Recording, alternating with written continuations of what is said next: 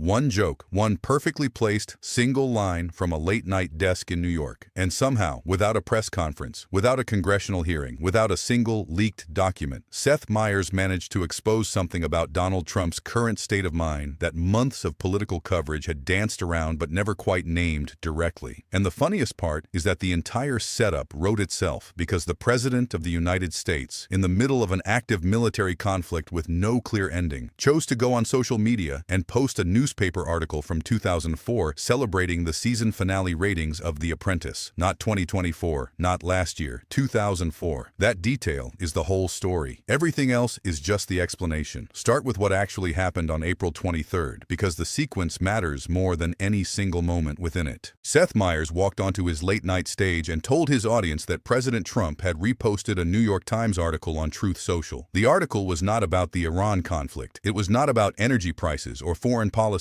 or the naval blockade currently disrupting global oil markets. It was a glowing review of The Apprentice Season 1 finale from over 2 decades ago, back when smartphones were not yet a thing most people owned, back when the defining national conversation was not about military ceasefire timelines, but about who got fired on a reality television show. Meyers added one line. He said he understood that Trump was an older man, but he wanted to know why it suddenly felt like Trump's entire life was flashing before his eyes. The audience laughed hard. The clip spread fast, but what made it travel beyond the usual late-night audience and into broader conversations was not the punchline itself. It was the uncomfortable accuracy underneath it. Because Meyers was not simply mocking a weird social media post. He was pointing at something specific and real about what that post revealed in the context of everything happening around it at that exact moment. To understand why the contrast hit so hard, you need to understand the full picture of what was actually happening when Trump posted that article. The United States was managing an active military conflict involving Iran. A ceasefire had been agreed to, then extended, with Trump himself telling reporters there was no defined timeline for when it might end, and no particular urgency around reaching one. The U.S. Navy was enforcing a blockade around Iranian ports in the Strait of Hormuz. Oil prices had surged past $100 per barrel. Gas prices across the country had climbed to $4.10 per gallon, up 35% since the conflict began. Analysts were warning that if tensions continued to escalate, oil could break $150 per barrel.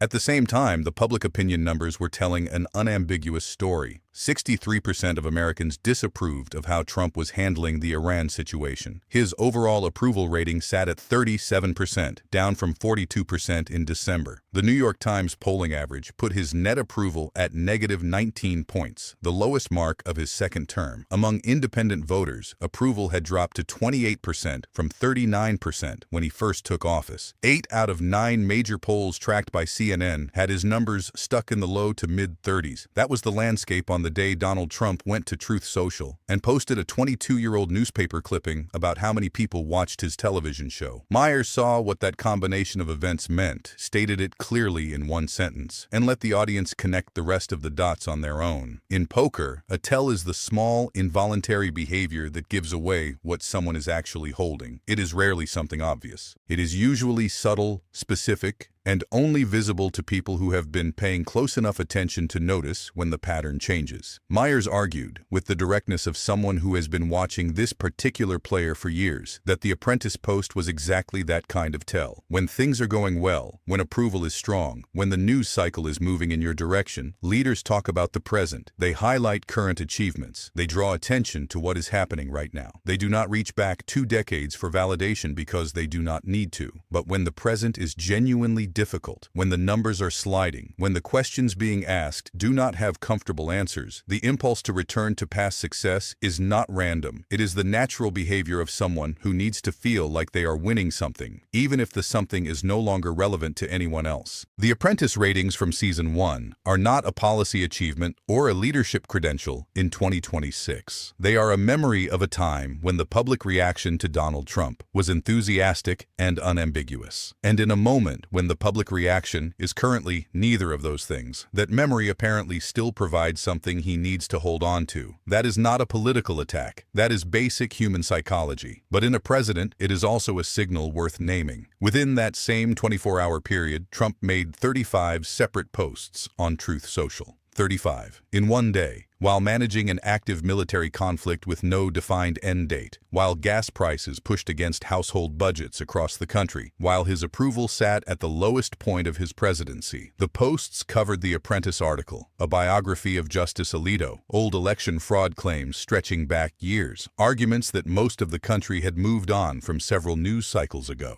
Taken individually, any one of these posts could be dismissed as background noise. Taken together, in that volume, in that specific moment, they paint the portrait of someone who is not doing well with silence. Someone whose relationship with social media output resembles less a strategic communications tool and more a coping mechanism running on full speed. Seth Meyers framed it as someone tilted. His analogy was the degenerate gambler losing at the craps table, still convinced the luck is about to turn, still throwing the dice, still looking for the number that turns the night around. It landed because the image is accurate, and because everyone watching has seen some version of that person, the one who cannot stop because stopping means acknowledging the loss. The difference is that when that person is the President of the United States, the stakes are slightly higher than a craps table. This is the context in which Karoline Leavitt showed up at the briefing room podium, and when asked directly about the timeline for ending the Iran conflict, firmly stated she would not set a timetable for the president. On the surface, that sounds like strength, a decisive answer, a door closing firmly on a line of questioning. It is the kind of statement that projects confidence in real time, and sounds like it means something. The problem is that the commander-in-chief had already appeared on Fox News and said out loud with no ambiguity that there was no time pressure and no timeline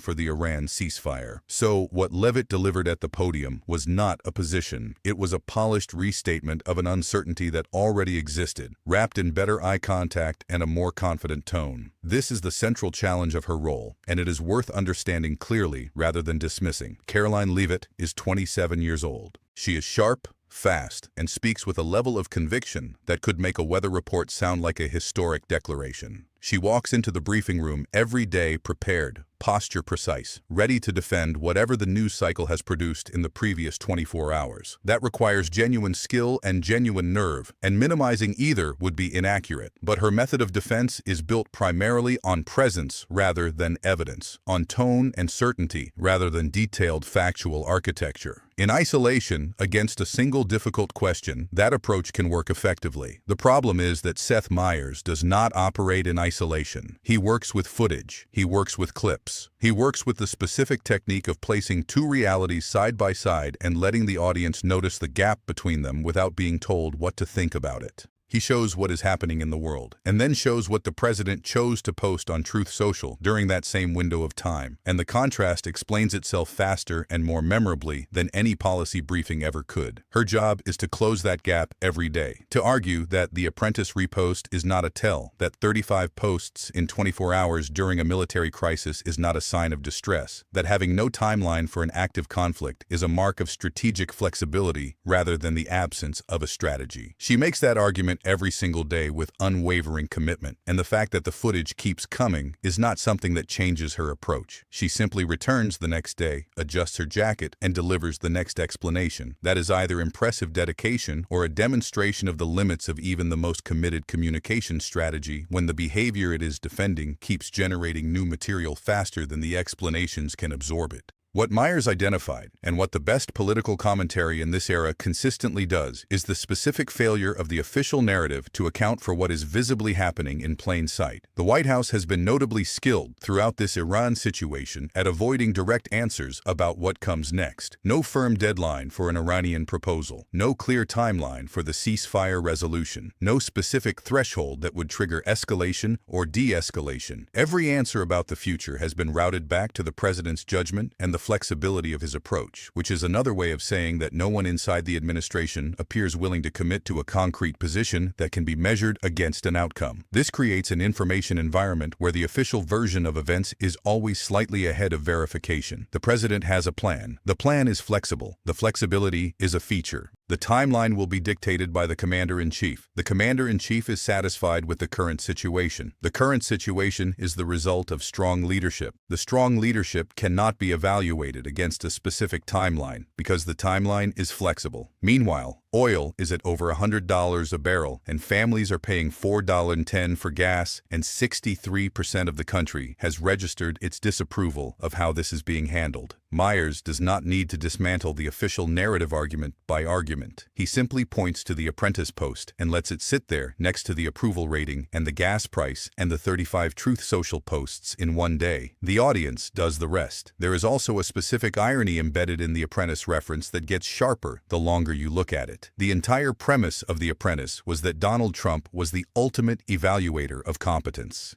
Each episode, candidates competed for his approval, and the person who failed to meet his standard got the famous 2 words. The show was built entirely on the idea that Trump's judgment about performance was definitive and unquestionable. His approval meant you were good enough. His disapproval meant you were done. That same man now has a net approval rating of -19 points. The very metric on which his entire television brand was built, public desire and mass approval, is currently registering at numbers that would have gotten a contestant eliminated in the first episode of his own show. Posting the 2004 ratings in that context is not just nostalgic. It is specifically the act of someone looking back at the era before the gap between his self-image and public reality became this wide. Meyers saw that. He named it in one line, and the reason it spread as fast as it did is that once you see it, you cannot unsee it. The broader pattern here is one that anyone who has been watching this presidency across both terms has seen run consistently. When things are going well, the administration talks loudly about the present. When things are not going well, the present gets quieter and the past gets louder. The rallies lean more heavily on the greatest hits. The social media feeds reach further back. The talking points revisit older victories that are harder to challenge because they are over. This is not unique to Trump as a human being. It is a recognizable pattern in anyone who has built their identity substantially around the idea of winning. The wins that are hardest to question are the ones that are already finished and cannot be revised by current events. The Apprentice Season 1 finale was a genuine television rating success. Nothing happening today can take that away. It is safely in the past.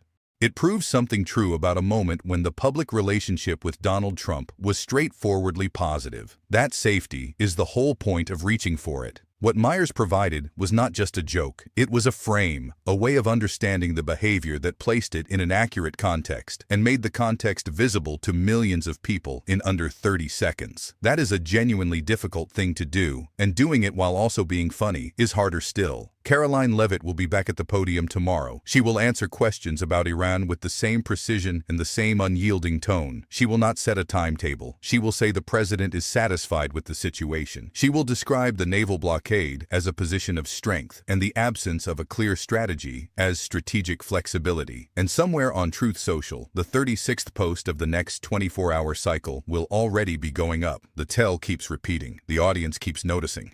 And the only person in the room who seems genuinely unfazed by the gap between the image and the reality is the same person whose life, apparently, keeps flashing before everyone else's eyes.